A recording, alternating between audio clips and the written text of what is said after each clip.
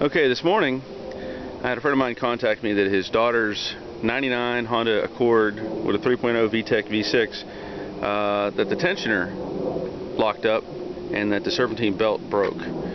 So he brought it to me, and sure enough, yes, it's hard to see, but the serpentine belt is off. And the tensioner, let's see if I can even locate it, show you where it's at. That's the shiny part right there. It is definitely locked up. Now the challenge is trying to get in there and change that thing. There's not a lot of room. And what I'll tell you is there's an easy way to do it, or an easier way to do it.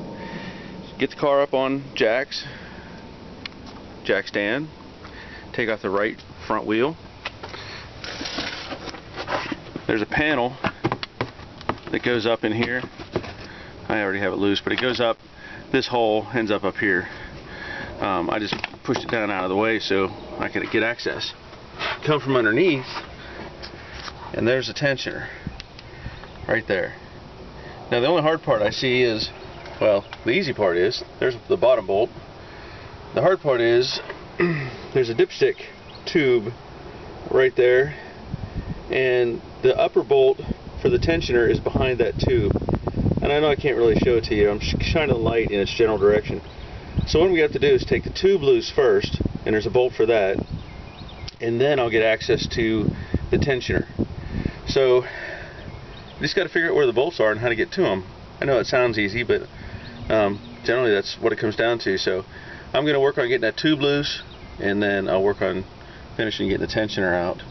And then we'll determine if it's the whole tensioner or just the pulley that needs to be changed. Okay, so I went for the easy bolt first, one on the bottom here where this is hard to see, there's the bottom hole. And then I took out the top bolt, or the other bolt that's for the dipstick tube. Let me just show you. I had to take that. I broke it loose from the bottom, but there wasn't much room to rotate the ratchet. So I was able to come up on top, and with just a socket and a short extension, I was able to take it loose with my fingers. Now that that's out of the way, the next thing I'm going to do is pull the dipstick out.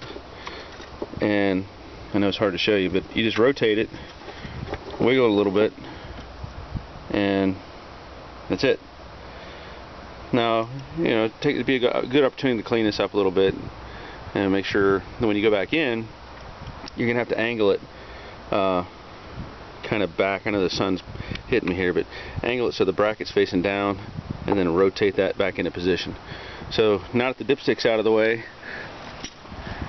I can go for the top bolt on the tensioner. Okay, so I got the top and the bottom bolt out after removing the dipstick, like I said. And one thing I want to make sure everybody sees is there's an 8mm head bolt in the center of the tensioner. So don't start prying on it.